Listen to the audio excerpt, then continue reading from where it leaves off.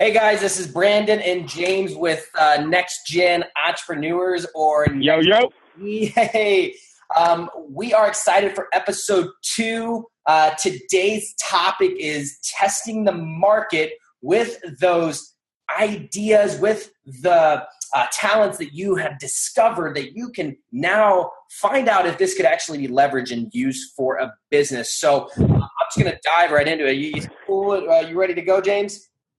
I'm ready to rock and roll. Let's do this. All right, ready as ever. We are 120 degrees out here in Arizona, so if you guys hear me panting, it's because of that. So anyways, let's go. So today I really want to talk about kind of going back to the last episode, how we are discovering the talents, the abilities that we have always had, and we were given as as growth had occurred, as education occurred. We realized, wow, I have a talent in XYZ, and now I want to turn XYZ into a business. But before we put all this time and effort and energy into this XYZ, whatever that talent is, right? We need to test the market. We need to find out what testing the market means, what that process consists of. So the audience, if you guys are listening, we're really looking for those that have never been in business. We want to give you kind of some insight on how to get this off the ground to find out if what you believe is a business opportunity is actually profitable. So the first thing I want to talk about is James, is it fair to kind of talk about like some past businesses, some other companies, and how they've tested their products and before they even launched it to the marketplace? Do you think that's cool? Yeah, Brandon. And honestly, for those of you listening, I know Brandon's had a lot of success at very quickly scaling businesses. So I think what he's about to share when it comes to that idea of like, I got my talents, my gifts, and or my skill set, and now what do I do next with that? I think you guys are going to be in for a treat. So Brandon has a lot of real world experience there, and maybe after you start getting into that topic, Brandon, I can speak a little bit to like the mindset from my experience and just kind of combine it with your strategy there. Yeah, please go ahead and take that right away, and we'll kind of transition into how this testing of the market works.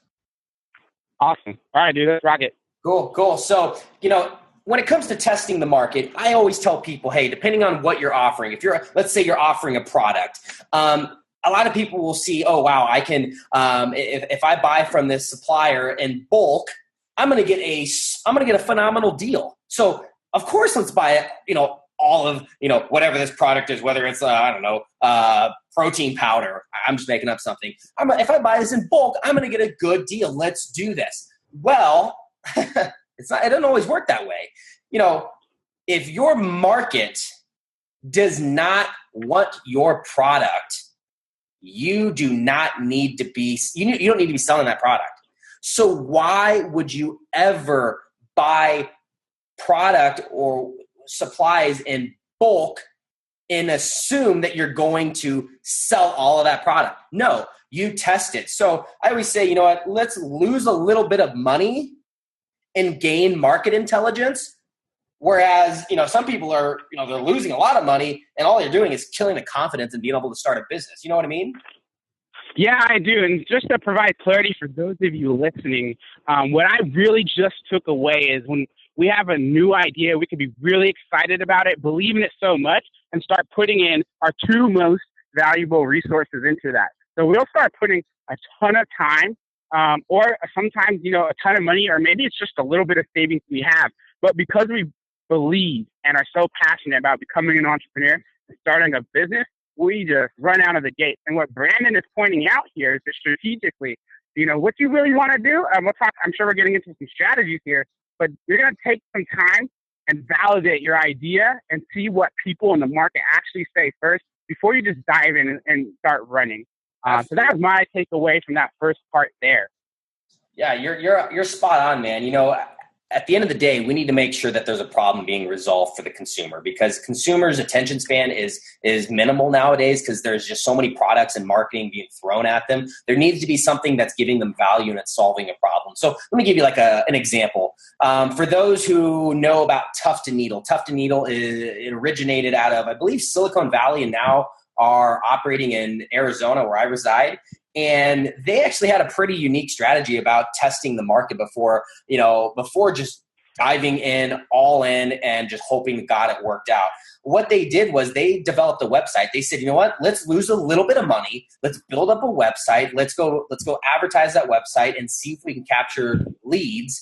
And from there, we can tell if we actually have a business or not.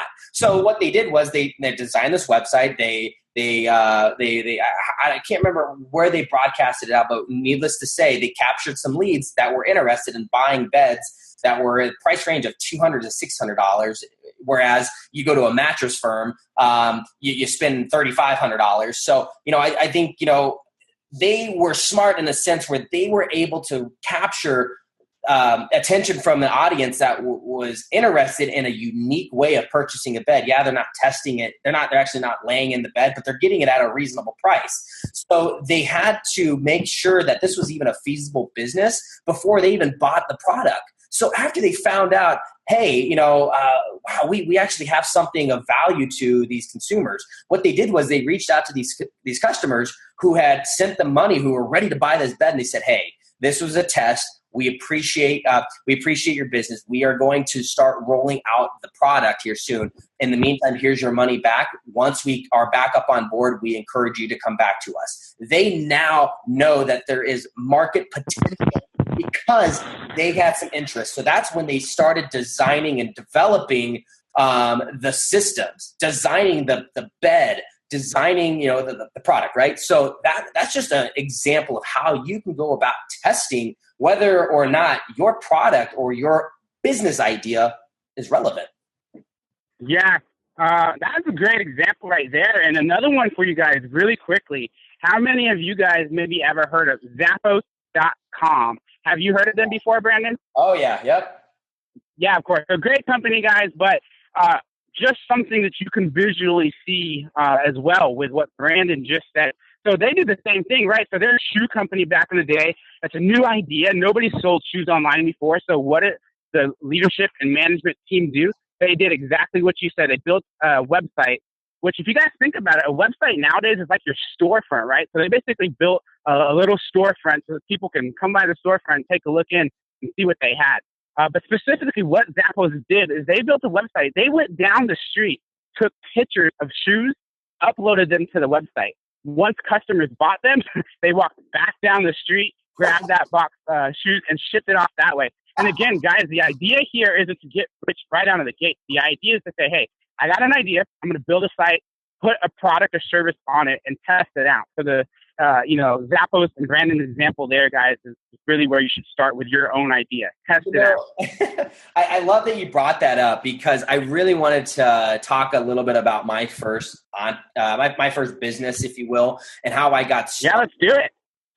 So I used to, there's just no better way to put it. I used to flip Apple computers, and how I did this was very unique. Of course, there's all these for sale Facebook pages. There's all these, they have like, what is it? Offer Up, the app, so what I would do is I'd see that, okay, there's a bunch of Apple MacBooks that are, of course, of great value. A lot of people love Apple, right? Product's amazing. So what I would do is I see, okay, there's someone who's needing quick cash. So they're selling, their little MacBook Pro for, a couple $100. Well, before we go ahead and buy that couple $100 MacBook, let's go ahead and see if we can market and advertise that similar laptop out to, another page, maybe like those, buy, sell, now, trade, Facebook pages, whatever. And I would go advertise these laptops on there and mark it up 100%. And I would say, and I get people, asking, oh, I want that. I'll buy it now. And I'm like, oh my gosh, I have customers that want to buy this laptop and I don't have a freaking laptop. So what I would then do is I would go and rush and buy that laptop. And of course, me being who I am, I would see if I can get another $50 knocked off of it, and then, hey, then I'd go sell it right to the consumer that was asking about taking a look at the laptop on another web page or social media, Facebook page, group, or whatever the case may be. So I was hustling computers, and man, I'm telling you, I was killing it. there was at one point where I got so much knowledge and understanding that the market wanted MacBook desktops, laptops, iPads, iPhones. Of course, they didn't want to buy them new because they're so expensive, that I just decided to start buying these in bulk because I trusted the market. So again, let's take a step back, folks. You test the market, you understand that one product is it can sell, and then you go buy in bulk. Now you have the intelligence and you're sophisticated enough to know if you're going to be able to sell the product down the road. Whereas a lot of people, they make the mistake where they will just go all in. They'll say, you know what, I'm just going to go all in. And I say, you know what, don't do that. I'm one of those people that, yes, taking action is appropriate, and you need to just get going, but be intelligent about it. You know what I mean? Of course.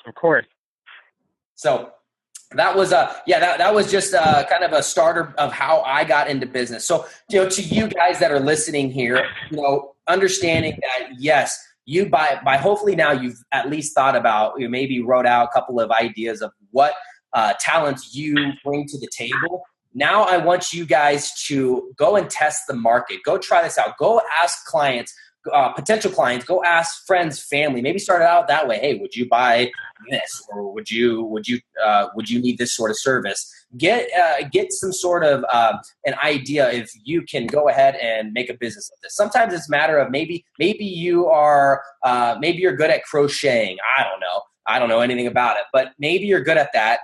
We'll go ahead and post it on a specific Facebook page that is interested in crocheting or knitting or whatever, right? And see if you attract a specific market, and now how to put more attention into crocheting and sell to that market. So that is kind of the takeaway today, is really to start testing out your product, your service, making sure it's feasible before you completely dive all in. So do you have anything else you'd like to talk about, James, before we let everybody go?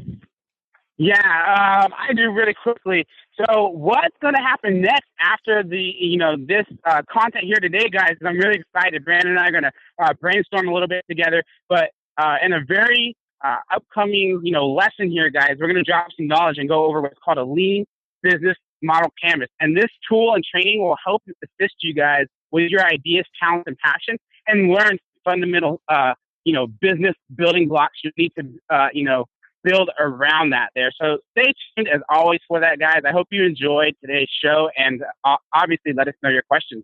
Awesome stuff. Well, thanks a lot, guys. Thanks a lot, James. Appreciate it. Again, guys, I always like to end it this way. Entrepreneurship is not a title. It is a lifestyle. Thanks a lot for being with us, and we'll talk to you soon. Yeah.